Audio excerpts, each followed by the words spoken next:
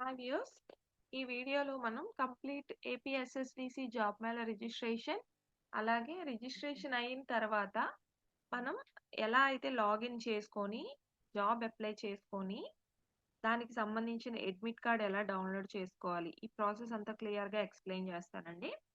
So first of all మీకు ఇక్కడ screen మీద కనిపిస్తున్నవైతే మన స్కిల్ డెవలప్మెంట్కి సంబంధించిన రిజిస్ట్రేషన్ అన్నమాట ఇది.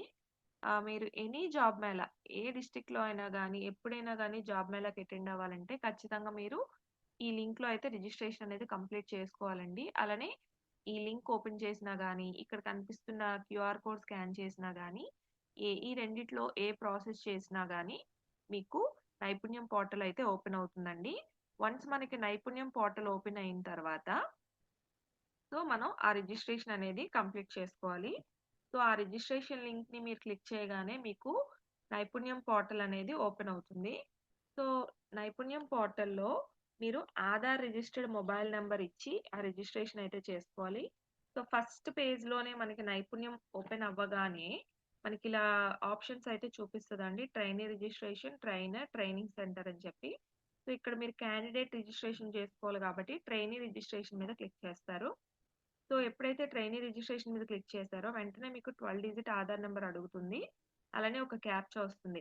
సో, ఇక్కడ మీ ఆధార్ నంబర్ ఇచ్చి ఈ క్యాప్చా మీరు యాజ్ ఇట్ ఈస్‌గా టైప్ చేసి ఇక్కడ సెండ్ ఓటీపీ మీద క్లిక్ చేయగానే మీ ఆధార్ నంబర్ ఏదైతే ఇస్తారో దానికి లింక్ అయిన మీ మొబైల్ నంబర్ ఉంటది కదా! దానికి ఒక ఓటీపీ అనేది వస్తుందండి. సో, ఆ ఓటీపీని మీరు ఇవ్వగానే మీకు అప్లికేషన్ ఫార్మ్ రిజిస్ట్రేషన్ ఫార్మ్ అనేది ఓపెన్ అవుతుంది. సో, ఆ ప్రాసెస్ అనేది ఇక్కడ నేను చేస్తాను. సో, క్లియర్‌గా చూడండి.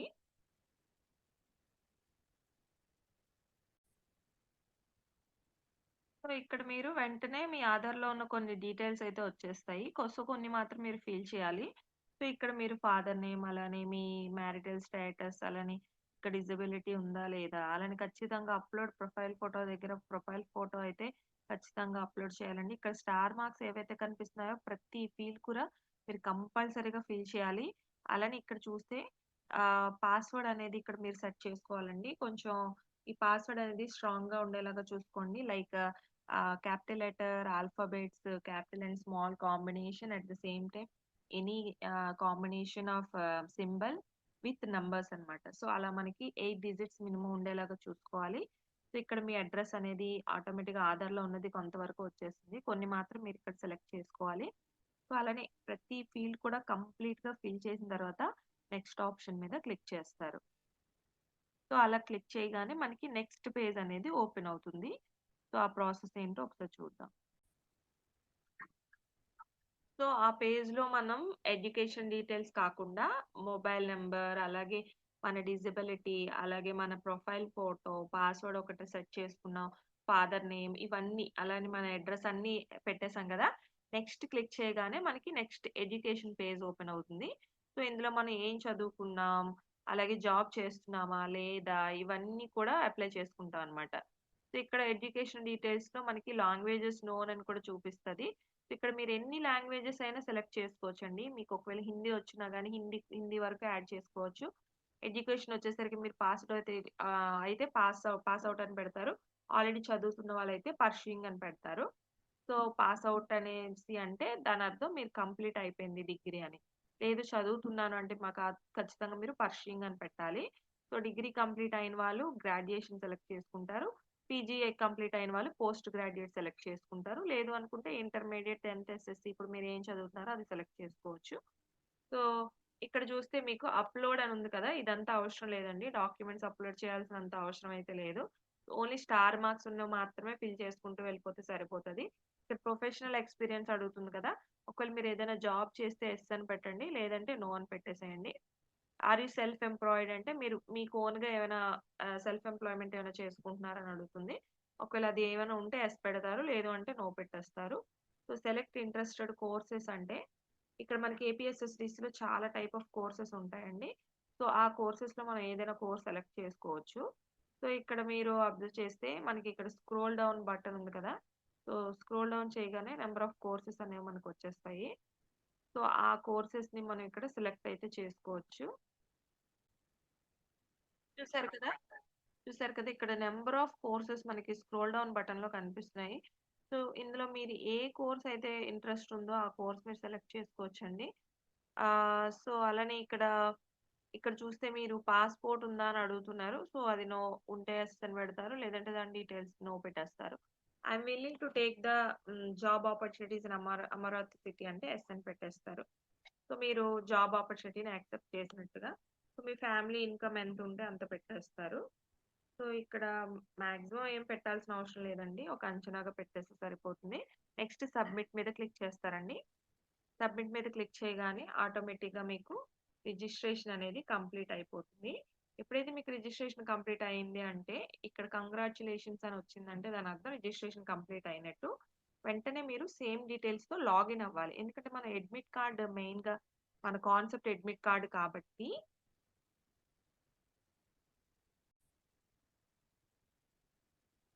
సో, ఇక్కడ క్లిక్ హియర్ టు లాగిన్ అని ఉంది కదా! దాని మీద క్లిక్ చేసి మీరు రిజిస్ట్రేషన్ చేసుకున్నప్పుడు ఒక ఫోను నంబర్ ఇచ్చారు కదండీ! ఆ ఫోను నంబరే మీకిక్కడ లాగిన్ డీటెయిల్స్ అవుతుంది. యూజర్ నేమ్ అవుతుంది.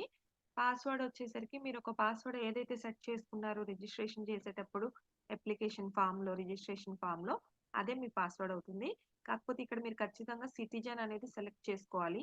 సిటిజన్ అనేది సెలెక్ట్ చేసుకొని, మీ యూజర్ నేమ్ ఇక్కడ ఫోను నంబర్ మీరు ఏదైతే రిజిస్ట్రేషన్ ప్రాసెస్ అప్పుడు ఇచ్చారో అది ఇవ్వాలి. అలానే పాస్వర్డ్ ఇక్కడ ఇచ్చి, ఇక్కడ క్యాప్చా కనిపిస్తుంది కదా! అది యాజ్ ఇట్ ఈస్‌గా టైప్ చేస్తే మీకు లాగిన్ అయిపోతారండి. లాగిన్ మీద క్లిక్ చేయగానే. అక్కడ క్లిక్ హియర్ టు లాగిన్ కాకుండా డైరెక్ట్‌గా మీరు నైపుణ్యం పోర్టల్‌లో కూడా డైరెక్ట్‌గా లాగిన్ అవ్వొచ్చండి. అది కూడా నేను ఒకసారి చెప్తాను. ఫర్ ఎగ్జాంపుల్ మీరు కావాలి అనుకుంటే డైరెక్ట్‌గా నైపుణ్యం పోర్టల్‌కి వెళ్ళిపోండి. మళ్ళీ సేమ్ లింక్ క్లిక్ చేసి మీరు నైపుణ్యం పోర్టల్‌కి వెళ్ళిపోవచ్చు. చూడండి చెప్తాను.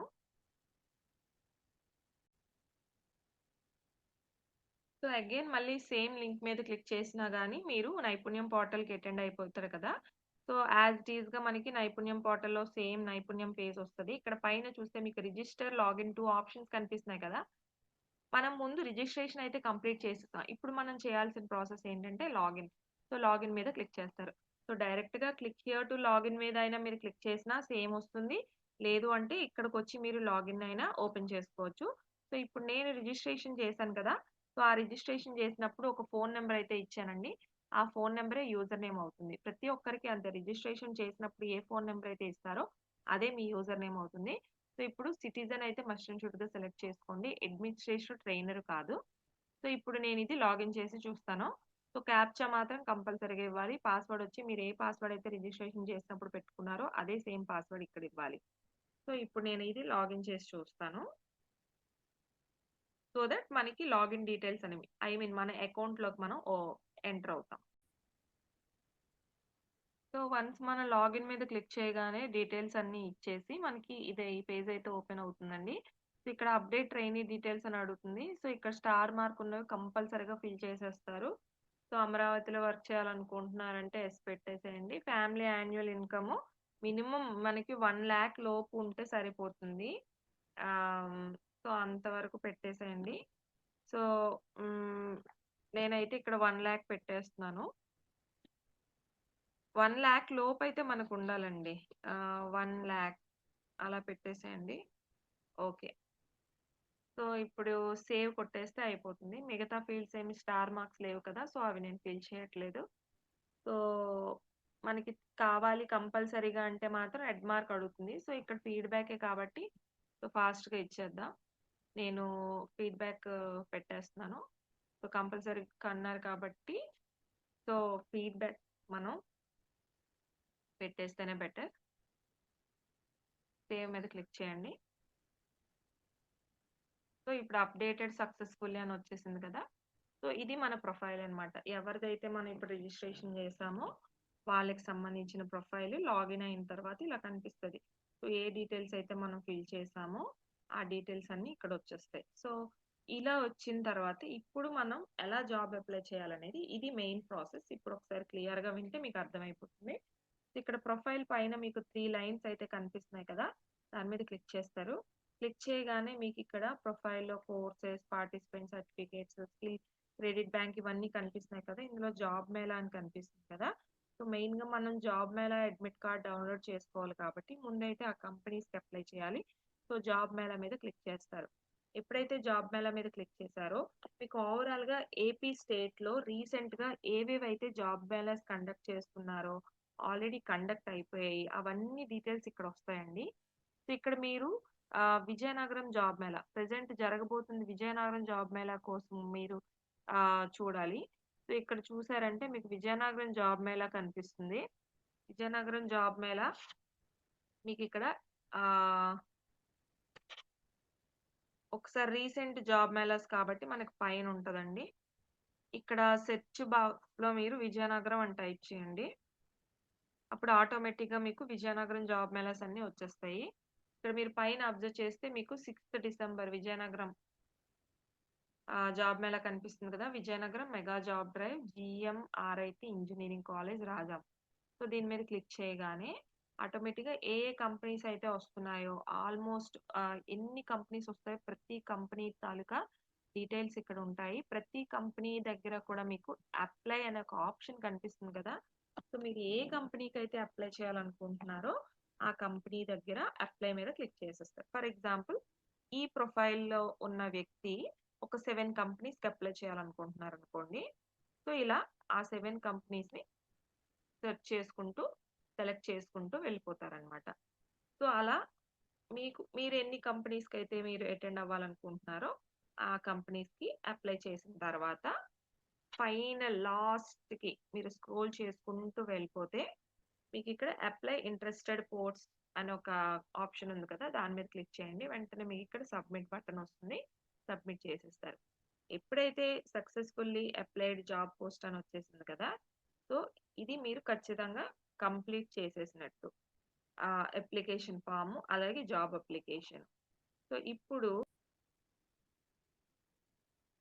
మనం జాబ్స్ అన్నీ అప్లై చేసేసిన తర్వాత అప్లై ఇంట్రెస్టెడ్ పోస్ట్ అని ఆప్షన్ చూసాం కదా! దాని డౌన్‌లోనే మనకి వ్యూ అడ్మిట్ కార్డ్ అనే ఆప్షన్ కూడా ఉంటది. సో, కన్‌ఫ్యూజ్ అవ్వకుండా వ్యూ అడ్మిట్ కార్డ్ మీద క్లిక్ చేయండి. వెంటనే ఇది మీ అడ్మిట్ కార్డ్ అన్నమాట.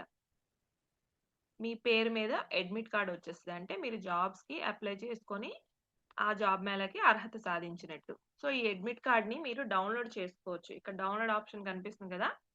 డౌన్‌లోడ్ మీద క్లిక్ చేస్తే మీకు ఆ అడ్మిట్ కార్డ్ డౌన్‌లోడ్ అయిపోతది. ఆ డౌన్‌లోడ్ అయిన అడ్మిట్ కార్డ్‌ని మీరు ప్రింట్ తీసుకొని ప్రశాంతంగా ఆ అడ్మిట్ కార్డ్ తీసుకొని జాబ్ మేళాకైతే అటెండ్ అయిపోవచ్చండి.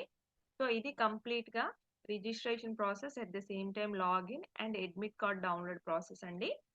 సో, ఇలాంటి మరిన్ని వీడియోస్ కోసం నా ఛానెల్ అయితే సబ్స్క్రైబ్ చేసుకోండి. ఈ వీడియో మీకు నచ్చితే లైక్ అండ్ షేర్ చేయండి. Thank you.